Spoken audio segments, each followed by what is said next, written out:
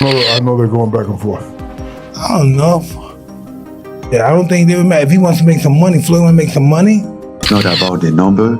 If it was about the number, we could have started up. I would have tell you, I'm not just interested. It make no sense for me. It's not my what I'm looking at right now. How many of those shots from Francis can you take? Tyson Fury, if you're talking clean, Tyson Fury only took one. Everything else, Tyson was able to roll with. Big Francis only had to hit him one time. Like, that's a compelling story, in my opinion.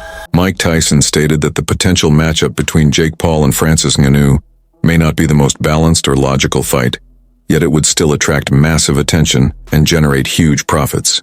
He explained that the curiosity over who would win makes the event exciting on its own. Tyson believes that the unpredictability of this fight would easily draw in audiences from both boxing and MMA. Such a big MMA fan. You know, I've been to UFC fights and I see you sitting octagon side. I can't help but wonder, if you had gotten into MMA as a young man, as a teenager, instead of boxing, how do you think your career would have went, Mike? Hey, I had no idea, but I'm really enthused about the MMA, you know, because not thinking, I had no idea that Raphael, who's from a background of MMA, would know so much about boxing. I had no idea. You know, only thing I know about great boxing is the great Ed Joffa, who was a legendary boxer who happened to be Brazilian, but never knowing, not being conscious that he would know that much about boxing. Do you think you could have learned all the wrestling moves and the takedown defense and could have been a champion in something like the UFC? I could have done all that stuff. But once someone stepped on my foot, I would have tapped out. My feet are my weak spot. Francis Ngannou himself has said that even offering him a fight with Jake Paul is disrespectful to his legacy. According to him, Jake has not earned the right to share a ring with someone who has reached the highest levels of combat sports.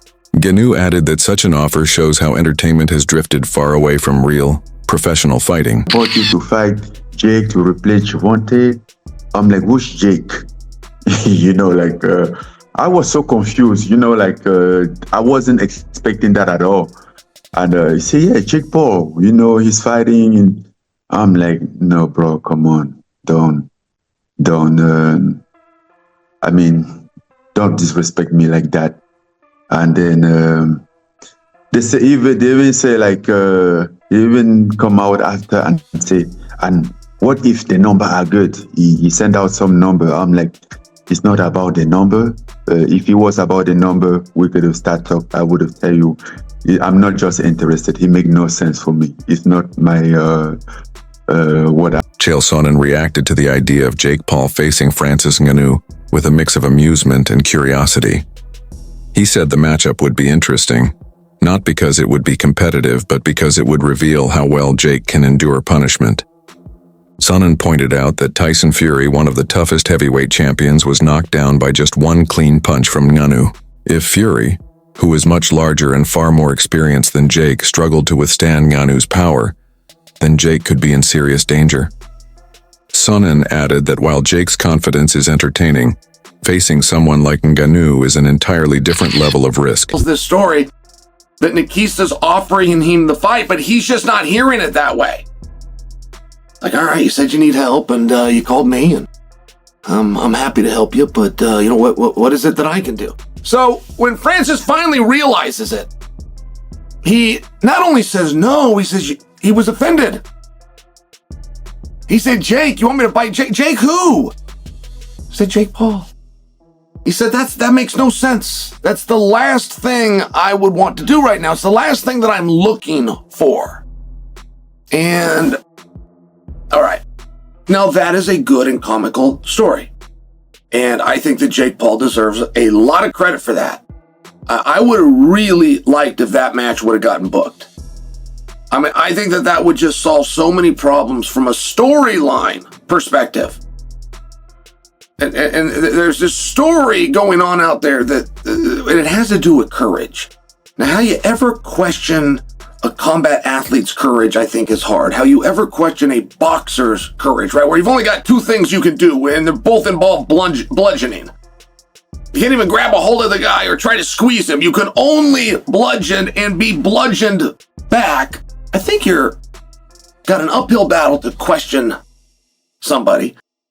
But they have been very effective in doing just that to Jake. Hey, you started with this NBA guy, and then even those MMA guys, they're not boxers. And then when you got around to the boxers, but they weren't current boxers. Then when you get around to the current boxers, they're not big enough boxers. And I just loved it. When I heard that Francis Ngannou might be going against Jake, I loved it. What's that going to look like? How many of those shots from Francis can you take? Tyson Fury, if you're talking clean, Tyson Fury only took one. Everything else, Tyson was able to roll with. Big Francis only had to hit him one time. Francis Ngannou is not only heavier, but also significantly more powerful than anyone Jake Paul has ever fought. Unlike Gervonta Davis, who is a lightweight known for speed and timing, Ngannou is a heavyweight built on raw power and knockout strength. Analysts say that if Jake truly wants to face Ngannou, he would need to completely rebuild his training regimen, adding muscle, improving durability, and preparing to absorb punches from a 260-pound powerhouse. Fighting a heavyweight requires strength, balance, and endurance, not just quick reactions. Experts emphasize that this is not an influencer boxing match. Jake would need months of specialized preparation under top-level coaches. Unique. It would be something incredible. It's the same reason that I would be intrigued by a Jake Paul versus Anthony Joshua fight, although I would never advise Jake Paul to take a Anthony Joshua fight. I wouldn't advise him to take a Francis Ngannou fight either, because as much as Anthony is far better, which we saw when they actually fought, Joshua slept Francis Ngannou quicker than me after 2 melatonin. I mean, it was quick, fast, in a hurry, completely dominant. But we also saw Francis Ngannou go toe-to-toe with the heavyweight champion of the world at that time. Yes, he was out of shape. We understand that. But Tyson Fury on that night got the shock of his life when Francis Ngannou not only went toe-to-toe, but put him down and danced on him. To this day, I think that fight could have gone Francis's way. Point being, there are levels to this shit.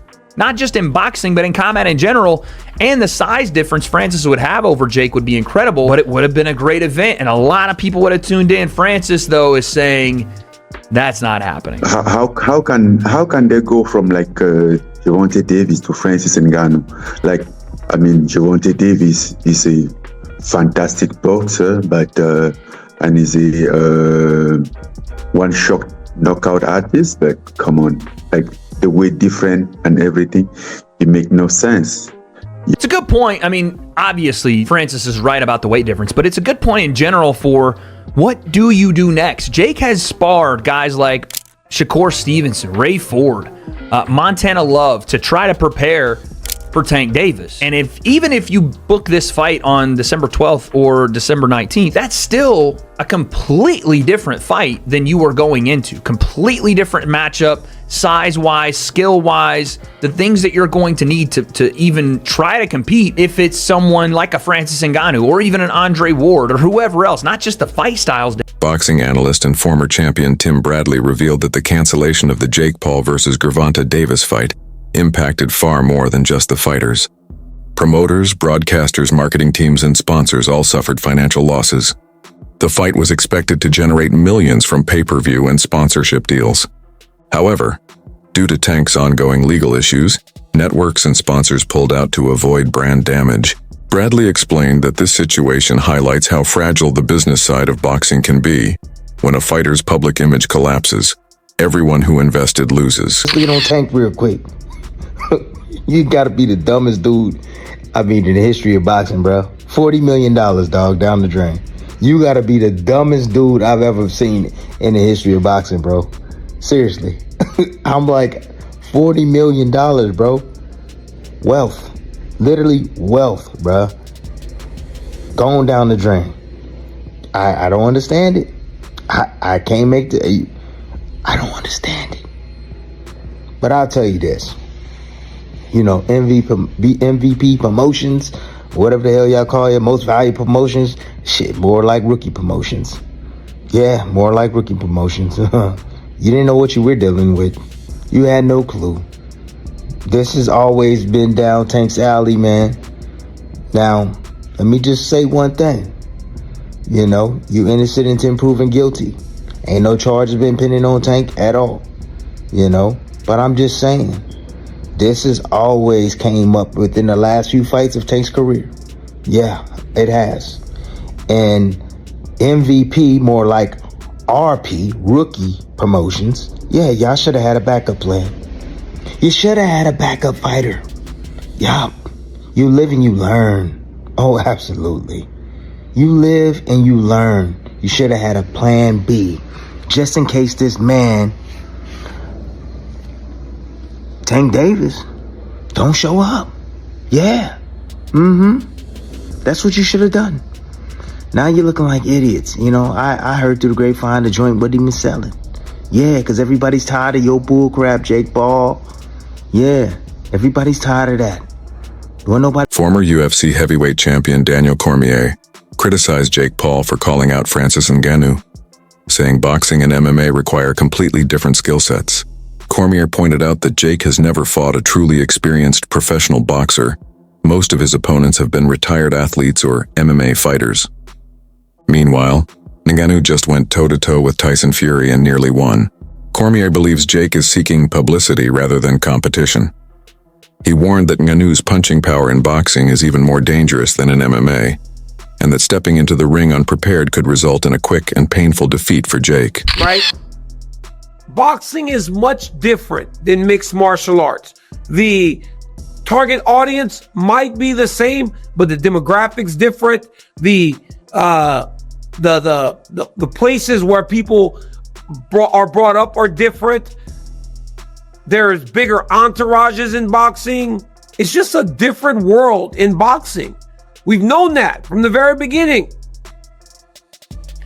We know that Gervonta Davis was not going to just play to Jake Paul's rules. I still don't know exactly why this thing is falling apart, but it is falling apart bad. It is bursting at the seams. We are almost exactly where we should have never started. This should have never gotten started, but it did. But we are almost now exactly where we need to be in the fight, and that's it being off. It being off. So, the CEO of Most Valuable Productions is a guy named Nikisa Badarian. He said, our team has worked closely with all parties to navigate the situation responsibly. While we will not be moving forward with this event, our plan still remains for Jake to headline on Netflix in 2025. Details regarding a new date, location, a new opponent, and additional bouts will be shared as soon as they are finalized. So, Gervonta Davis is out of the fight. Like I said, guys, we honestly should have never had a fight. We should have never had that fight even on the docket, but it was happening. You knew it had potential to be a nightmare. It turned out to be exactly what Most Valuable Promotions, the promotion co-founded by Jake Paul and Nikisa Badarian, posted this on social media. They posted that they were officially canceling the fight, saying Most Valuable Promotions immediately initiated an investigation. No, I had the wrong one. Okay, I'm reading this one. Most Valuable Promotions and Netflix have announced that Jake Paul versus Gervonta Davis, the one I was reading was the one from late last week, originally scheduled for Friday, November 14th at the Kaseya Center in Miami, Florida, will no longer be moving forward. Quote, our team has worked closely with all parties to navigate this situation responsibly, said Nikisa Badarian, CEO of MVP. While we will not be moving forward with this event, our plan remains for Jake Paul to headline an event on Netflix in 2025. And that is what I'm hearing as well. They want him to fight in December. That is the hope. And they're actively looking for a opponent. More on that in a moment. Details regarding a new date, location, Jake's opponent, and additional bouts will be shared as soon as they are finalized. We thank Netflix, Kaseya Center, Seminole Hard Rock and Hotel and Casino for their partnership. Then there's some information about, fans who purchase tickets. You can see all of this online. I did speak to Nikisa briefly, and I've seen some people say like, hey, and this was his take. Like, I asked him two questions, basically, like, did this have anything to do with the ticket sales? He said this was going to be a very, very successful event for them financially. And the other thing was like, Tank Davis has a checkered past. He had a checkered past when this fight was made. What changed? Well, obviously, two incidents, allegations, lawsuit. Since the fight was announced, they at the time felt like this was an opportunity for people to learn about who Tank Davis is, for him to show the world that he was a changed man, all this stuff and more. And that didn't happen. and they felt like they had to cancel the event. For the record, I feel like this was 100% the right call. You can't be a promotion that is so heavily invested in women's boxing and work with a guy who has allegations and lawsuits pending